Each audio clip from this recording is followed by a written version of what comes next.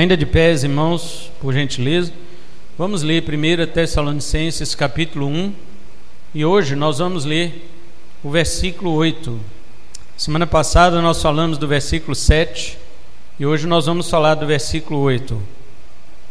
Diz assim a palavra do Senhor: porque de vós repercutiu a palavra do Senhor, não só na Macedônia e Acaia, mas também por toda parte se divulgou a vossa fé para com Deus, a tal ponto de não termos necessidade de acrescentar coisa alguma. Amém? Podeis sentar agora, em nome de Jesus. Nós estamos falando dos efeitos do Evangelho na vida de uma igreja, e nós dividimos estes 6 efeitos em 3 de 2. Em 3 de 2. Como assim? Os 2 primeiros efeitos estavam com a igreja em relação aos que o pregaram o Evangelho. As 2 primeiras. Por exemplo, o que nós vimos primeiro? Vimos o mimetismo cristão, ou seja, que a igreja tessalonicense imitava Paulo, Silas e Timóteo. E vimos que eles receberam a palavra de Paulo como se fosse palavra de Deus. Essas 2 primeiras coisas estão relacionadas a quem lhe pregou o Evangelho. Então os irmãos guardem isso, porque eu disse que elas estão em 3 direções. Os efeitos do Evangelho na igreja estão em 3 direções. Primeira direção, em relação a quem pregou para mim. A segunda direção é em relação a quem eu vou pregar. E a terceira direção em relação a Deus. Então essas 2 primeiras nós já vimos. A relação, o efeito do Evangelho em relação a quem pregou para aquela igreja. Quem foi que pregou? Paulo, Silas e Timóteo. E como esta igreja reagiu? Imitando aqueles 3 homens de Deus. E segundo, recebendo a palavra deles como se fosse do próprio Deus. Isso em relação a quem pregou. Agora o que nós estamos vendo é o efeito do Evangelho nesta igreja em relação a quem esta igreja vai pregar. O que nós vimos, na semana passada, é que eles se tornaram modelos para outros cristãos. Eles não só imitaram Paulo, Silas e Timóteo, como também eles se tornaram modelo para outros crentes os imitarem. Isto com relação a quem eu vou pregar. E hoje nós vamos ver a repercussão da palavra, que também é um efeito do Evangelho na igreja com relação para o mundo, para quem eu vou pregar, para quem eu vou anunciar este Evangelho. Eu tenho 2 reações para quem pregou para mim: imitá-lo e receber a palavra dele. Eu tenho 2 reações para quem eu vou pregar: eu tenho que me tornar modelo para eles e tenho que repercutir a palavra para eles.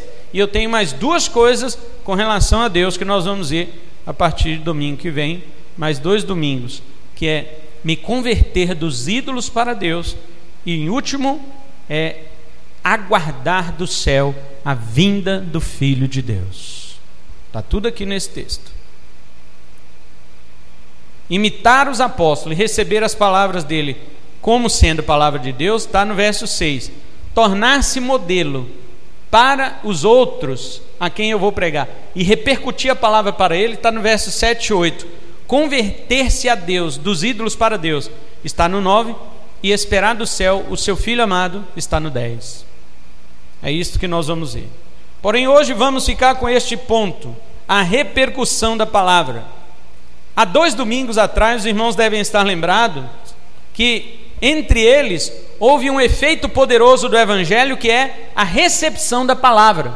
Os tessalonicenses tinham recebido a palavra dos apóstolos como se fosse a palavra do próprio Deus. E eu havia provado na Bíblia que os crentes de Tessalônica eram melhores do que os crentes de Bereia. Os irmãos estão lembrados disso?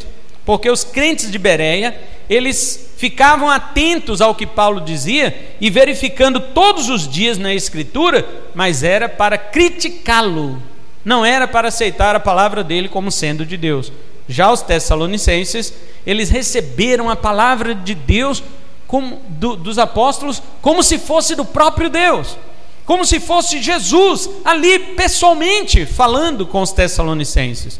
E então a pergunta que ficou naquele dia: como você tem recebido a palavra de Deus?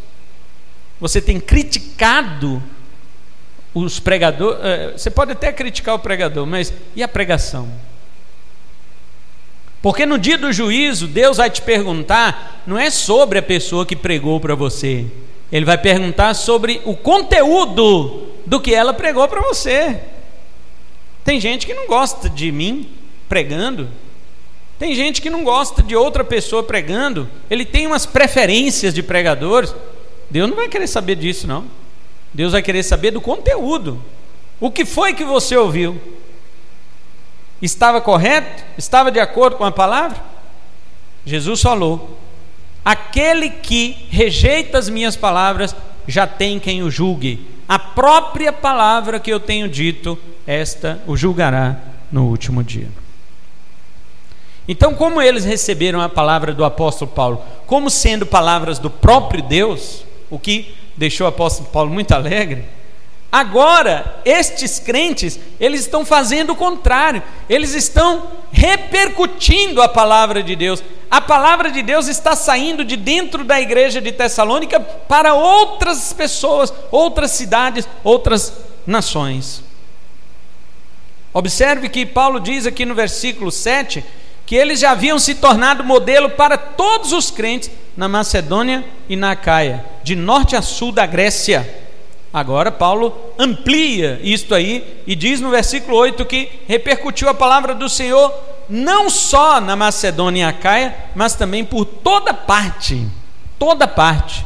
Você imagina o que é uma igreja naquele sentido? Como nós temos visto, né? A repercussão da palavra, ela foi disseminada, ela foi ressoada, ela ecoou pelos ouvidos de todas as pessoas, além da Macedônia e da Acaia.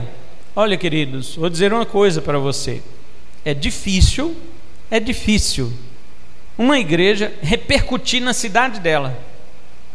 Imagina fora da cidade. Hoje nós temos meios para fazer a nossa igreja repercutir. Você tem redes sociais. Eu não tenho Facebook, mas não sei se os irmãos colocam no seu Facebook as coisas da nossa igreja. Não sei. Ou é só florzinha, é só estrelinha para todo mundo dar joinha. É só o clube que você vai. Eu vou postar foto do meu clube. Mas você posta da sua igreja?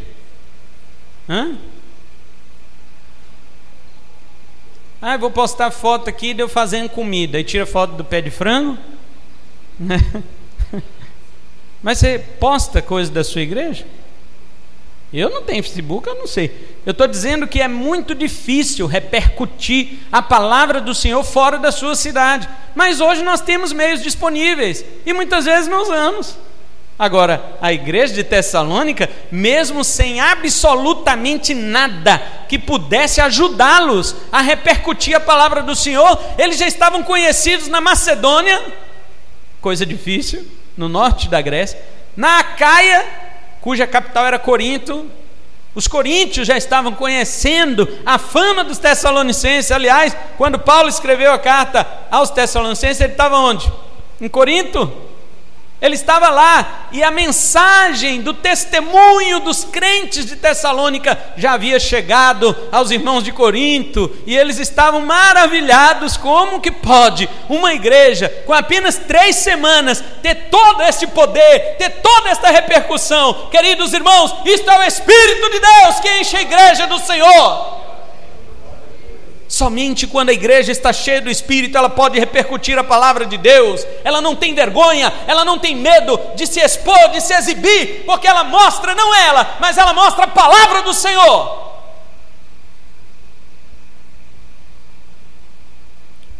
Veja que esta igreja foi perseguida, e em pouco tempo de assistência se tornou perseverante, frutífera, tornou seu testemunho conhecido de todas as igrejas. Era comentário geral na época daquela região da Grécia. Comentário na região da Grécia entre os cristãos eram os irmãos tessalonicenses. A gente não dá muita importância para estes irmãos.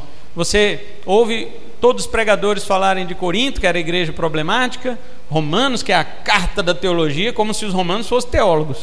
Paulo era teólogo. Os romanos não. Quem escreveu a carta foi Paulo, não foi os romanos. Todo mundo fala de Filipos, a carta da alegria, a carta da igreja que Paulo amava, que não sei o quê.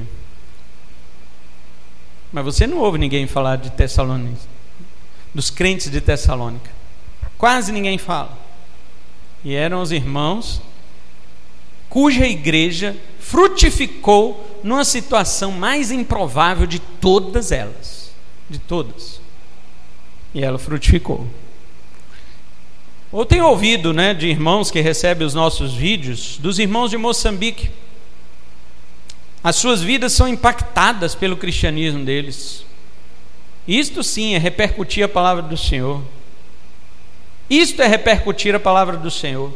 Eles estão lá em Quelimane, na cidade de Quelimane, no distrito de Morumbala.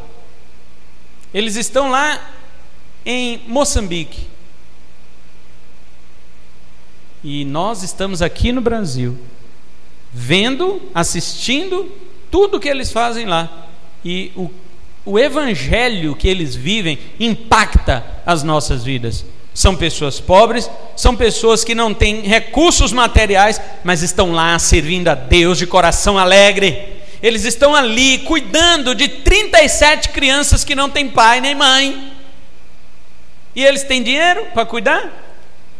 Mas eles estão cuidando porque a gente está mandando oferta negativa. Quando nós os encontramos, que foi Deus que nos levou a eles, eles já estavam cuidando destas crianças, sem recurso, mas estavam abraçando. Os irmãos lembram de relatos que eu falei para vocês aqui, que eles procurando tratar uma criança até que não resistiu e ela morreu? Eles não têm, irmãos, esse capricho que nós temos de ficar chorando por uma criança que morre, não. Porque lá isso é comum. Aqui perder uma criança é o fim do mundo. Para eles isso é comum. Por causa de doenças, por causa de situações adversas, por causa de falta de recursos médicos, eles estão ali padecendo até contemplar a morte diante dos seus olhos.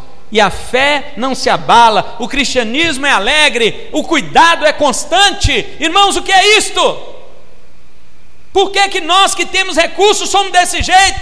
Entristecidos, cabisbaixo, olhando para o chão, como se não tivéssemos vitória na cruz do nosso Senhor.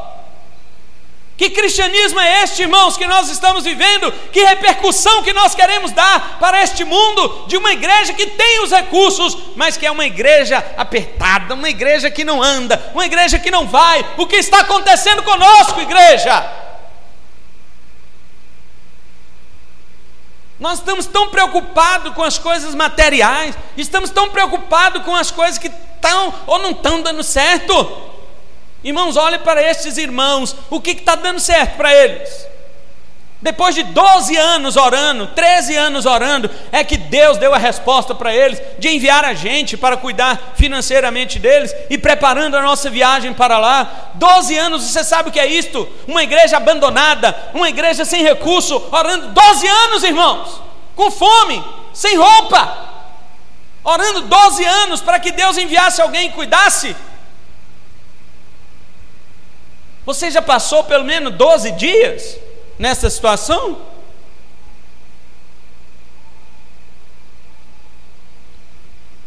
Mas nós queremos piedade, nós queremos compaixão, que todo mundo olhe para nós, tadinho de nós. Que isso, meu irmão? Nós somos muito abençoados por Deus. Devíamos ter a obrigação de colocar nossos recursos à disposição do reino de Deus, do tanto que nós somos abençoados. Pois bem, eles se tornam modelos para nós.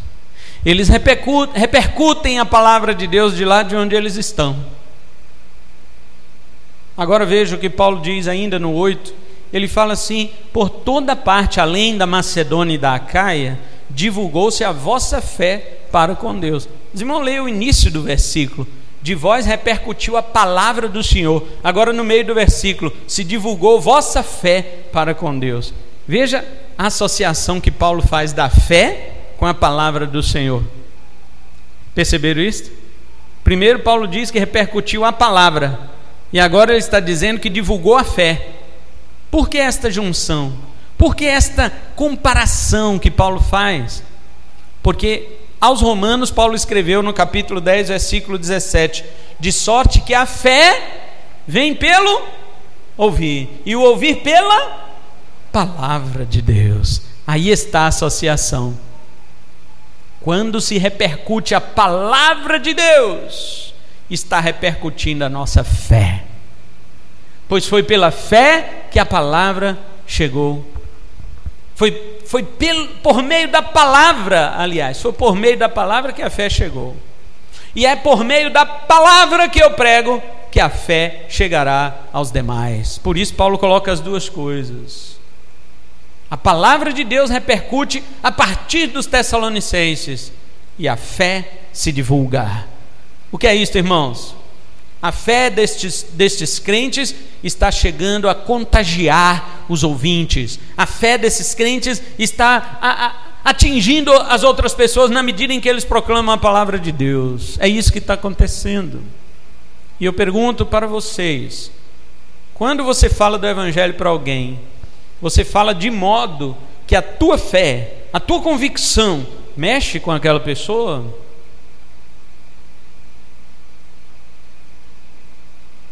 Uma vez aconteceu isso com um crente.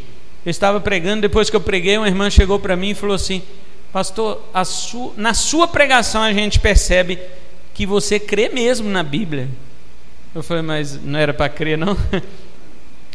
Não é isso que não era para crer. Era para crer, só que eu não percebo isso. Quase ninguém. As pessoas pregam a palavra como se tirasse um texto aqui: irmãos, agora eu vou explicar esse texto para vocês. Mas não tem uma vida, não vive aquilo que está ali, não faz parte, não tem como fazer parte da vida da pessoa. Não, gente, isso aqui é só uma coisa para você crer. Não, a verdadeira fé é aquela que vive, é aquela que pega esta palavra, o que ela está dizendo, e joga lá dentro de você. Você vive, você morre por aquilo, porque quem disse aquilo é a palavra de Deus. Você confia de tal modo que sua vida é construída na base daquilo ali. Sua vida é construída naquela base. Lembra, por exemplo, do que Paulo diz, já que nós estamos falando de recursos materiais? Paulo disse o seguinte para os filipenses: eu aprendi, gente, a estar contente com todas as coisas, qualquer situação. Eu aprendi a estar contente com a abundância e também com a necessidade. Eu pergunto, irmão, você é alegre na necessidade? Ou você só é alegre na abundância? Paulo diz assim: eu sei ter e eu sei não ter. Você sabe não ter? Quando você não tem, você é alegre ou você murmura ou você reclama? Ou só quando tem que você: irmãos, eu quero dar um testemunho porque Deus me abençoou. Ué, e quando você não tem, Deus não está abençoando, não? Quando você não tem, Deus não está abençoando? Como é que é isso? Viu como nós temos muito pensamento ainda do Antigo Testamento, da Antiga Aliança, que só é abençoado aquele que tem? Paulo diz que não. Ele sabe conviver com isso. Sei ter em abundância e sei viver em necessidade. Aí depois que ele diz aquele versículo: tudo posso naquele que me fortalece. Eu só vejo os crentes falando esse. Quer ver? Volta umas 2, 3 páginas aí de sua Bíblia para você ver. Filipenses 4, versículo 11 ao 13. Vamos pegar do 10, porque no 10 Paulo vai agradecer aos filipenses pela oferta que os filipenses mandaram para ele. Alegrei-me sobremaneira no Senhor, porque agora, uma vez mais, renovastes a meu favor o vosso cuidado, né? O qual também já tinhais antes, mas vos faltava oportunidade. Paulo quer dizer: vocês são pessoas que me mandaram oferta e cuidou de mim no momento que eu precisava. Aí ele fala no 11 assim: digo isso não por causa da pobreza, porque aprendi a viver contente em toda e qualquer situação. Tanto sei estar humilhado. Você sabe, irmão, estar humilhado? Ou quando alguém te humilha, você vai reclamar: Hein, pastor, aquela pessoa só fica me humilhando. Como também, Paulo diz, sei ser honrado. Tem crente que você não pode honrar ele não, que ele já entra por orgulho. O pastor falou, irmão, parabéns, eu sou o cara mesmo. Aí quando alguém humilha, aí ele reclama, chora. Paulo diz que ele sabe as duas coisas. A humilhação que ele passa não joga ele para baixo, e a honra que ele recebe não joga ele para cima. Outra coisa que ele diz no 12: de tudo e em todas as circunstâncias já tenho experiência, tanto de fartura como de fome. Aqui está. Crentes com a mesa farta jogam comida fora. Estou mentindo? Pode ser honesto, irmão. Eu estou sendo honesto. Eu não estou mentindo. Crentes com fartura jogam comida fora, e quando passa um pouco de necessidade, nem fome não é. Paulo diz que fome é chegar a todas as refeições do dia e não ter nada para comer durante vários dias, até dar fome mesmo. Não é um dia, porque ficou, ai pastor, eu tive fome porque eu fui fazer um jejum. Não é isso não. Fome, faltou comida para o apóstolo Paulo nas 3 refeições do dia durante vários dias, até ele não tinha nada a fazer, orar. E ele disse, eu sei passar por isso, assim de abundância como de escassez. Crentes com abundância são alegres, na escassez eles são tristes, eles são reclamões, eles são queixosos diante de Deus, eles não querem mais compromisso com a igreja do Senhor, eles não querem mais nada, porque acham que Deus tem a obrigação de mantê-los na abundância. Aí Paulo diz no 13, tudo posso naquele que me fortalece. Agora você entendeu o que é esse tudo? O tudo é a pobreza e a riqueza, o tudo é a honra e é também a humilhação, o tudo é a escassez, o tudo é a fome e a abundância. Isso é tudo. Tudo posso naquele que me fortalece. Eu posso ter fome naquele que me fortalece e continuo forte. Eu posso ter comida naquele que me fortalece e continuo forte. Eu posso ser honrado naquele que me fortalece e posso ser humilhado naquele que me fortalece. Eu posso todas as coisas naquele que me fortalece. Eu permaneço o mesmo Paulo. A nobreza não me exalta e a pobreza não me diminui. Eu sou o mesmo Paulo. Você pode dizer isto? Ou só pega o 13 isolado e põe no carro? Tudo passa naquele que me falta. Aí o carro sai na rua. Aí todo mundo, nossa, aquele irmão pode mesmo, hein? Entenderam agora o que significa? Pois bem, a fé destes Tessalonicenses, voltando lá, a fé dos Tessalonicenses se divulgou de tal forma entre os crentes de outras regiões que Paulo admitiu uma coisa. Olha o verso 8, volta lá, Tessalonicenses 1:8.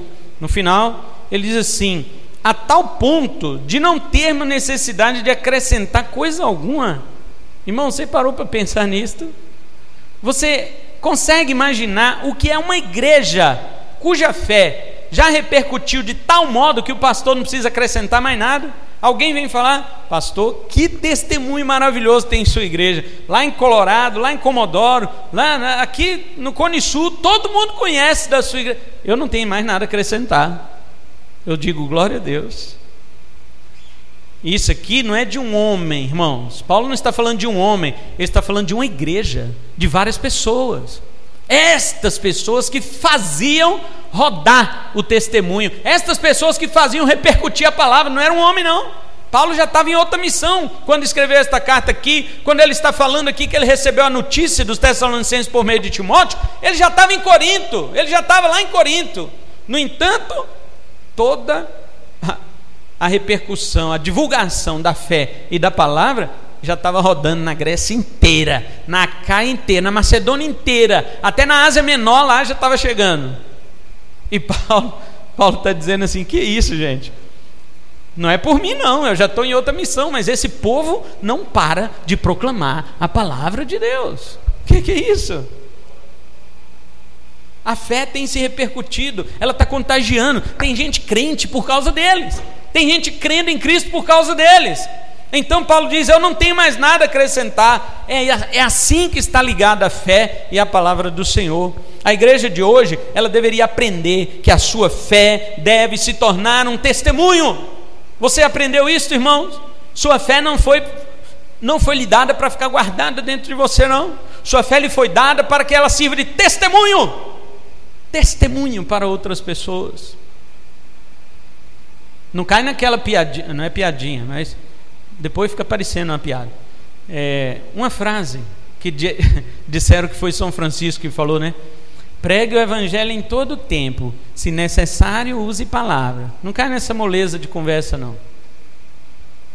Pregue o evangelho em todo o tempo. A palavra pregar no grego é keriusso, não é cleiusso, não, né? A palavra grega para evangelho, para pregar, é keriusso. Keriusso significa proclamação. Não tem como proclamar de boca fechada, rapaz.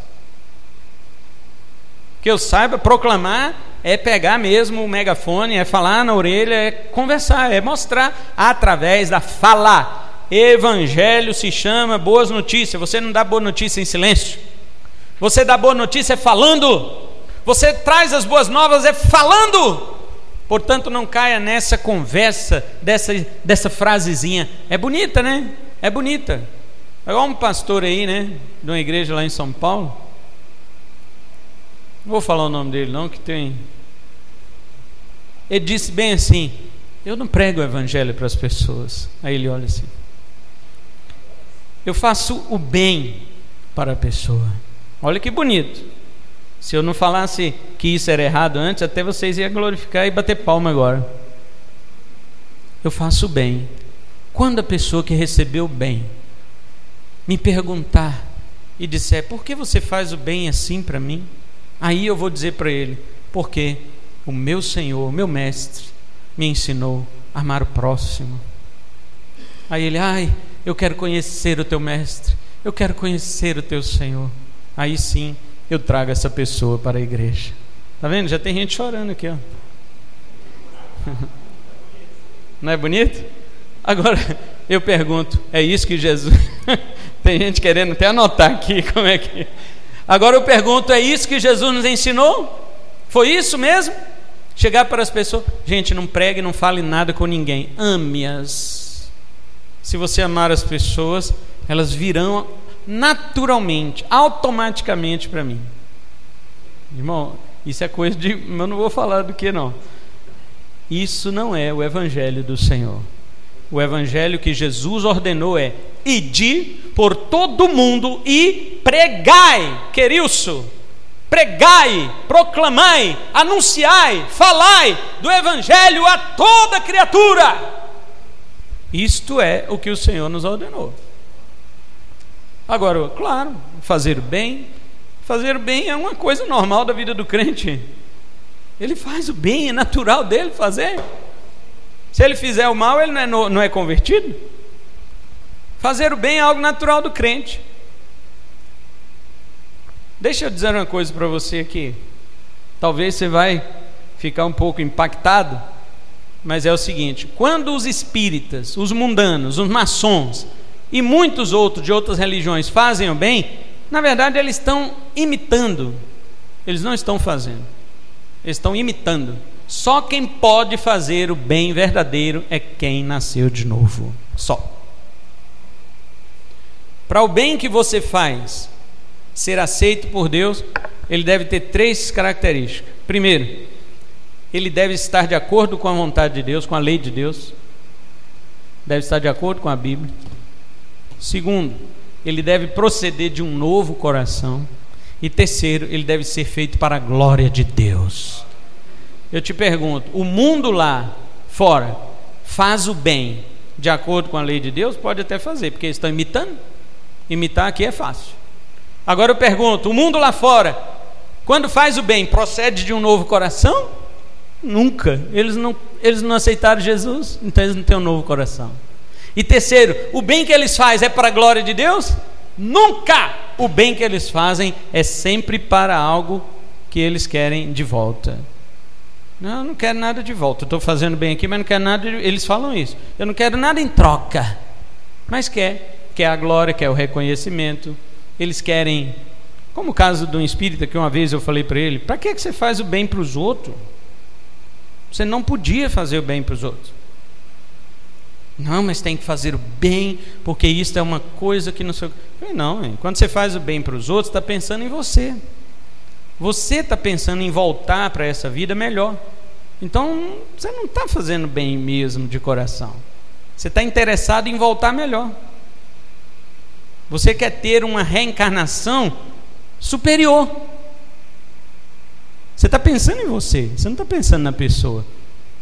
Não, mas nós pensamos sim na pessoa, ela está sofrendo. Aí eu disse: mas vocês não creem na doutrina do karma?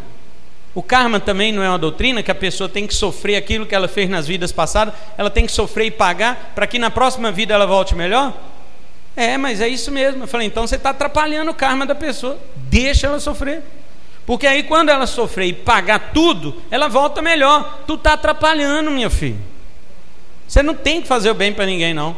Primeiro que você não está deixando a pessoa passar o karmar, você não está deixando a pessoa karmar, e segundo que você está pensando na sua reencarnação e não na dela. Mas que diabo de coisa boa, de boa obra é essa? Não é, não.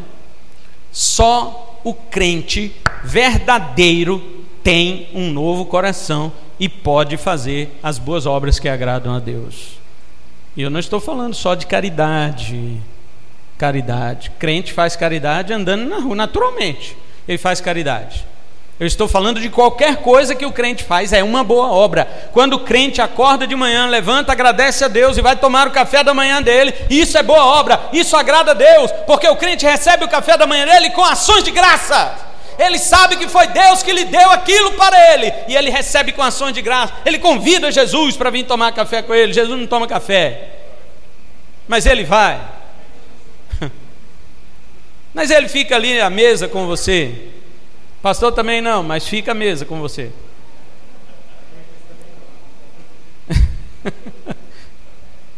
Ele reconhece que aquilo veio de Deus, irmãos. Até tomar café é uma boa obra que o crente faz.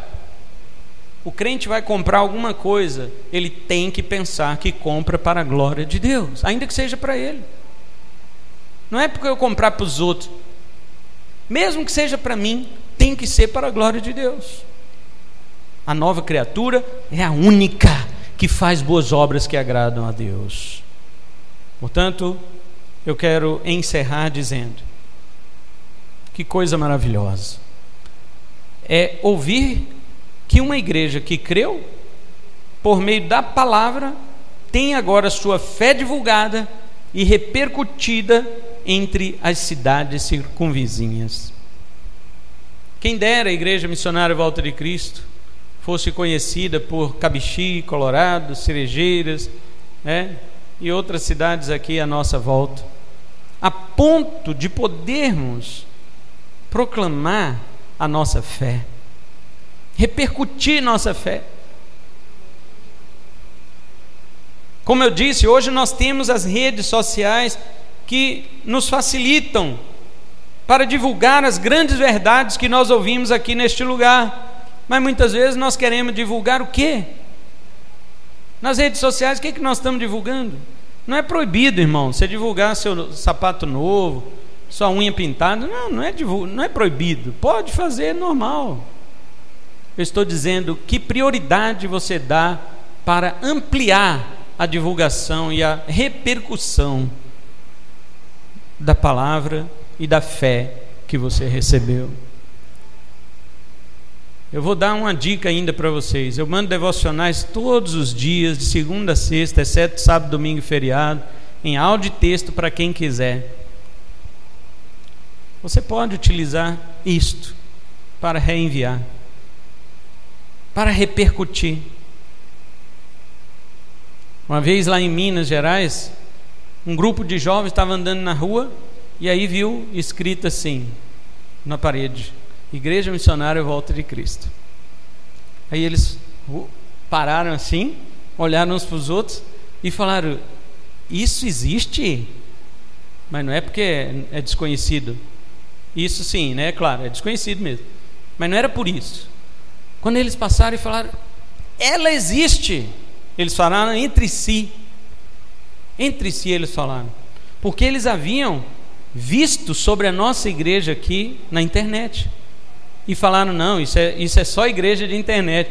Não tem igreja assim, conforme está escrito, conforme está vindo lá, na minha pesquisa que eu faço lá, não tem igreja assim. Isso é igreja de internet. Aí quando andando lá, na cidade metropolitana lá de Betim, né, em torno lá de Belo Horizonte, tem uma cidade chamada Betim. Aí andando eles olharam, tinha uma igreja nossa lá, Igreja Missionária Volta de Cristo. Aí eles pararam, cara, não é possível, vamos entrar e vamos perguntar ao pastor se isso é isso mesmo. E eles entraram lá, encontraram meu amigo, desde criança nós somos amigos, o pastor Gessimar, presbítero Gessimar. E aí perguntaram para ele, cara, essa igreja é ela mesmo? Ele ficou sem entender. Ele falou, o que é? Que me conta a história. Não, eu já vi essa igreja na internet, pastor Cleilson, igreja em Vilhena, não sei o quê, mas eu acho que faz de conta essa igreja. E agora eu estou vendo isso aqui. Ele falou, mas é verdade, essa igreja é essa mesmo. Aí ele falou, meu Deus, nós queremos ser dessa igreja. Um grupo de 5, 6 jovens. Nós queremos ser dessa igreja. Repercutiu a palavra do Senhor, repercutiu a fé. Sabia quanto você pode contribuir para isso? Você pode.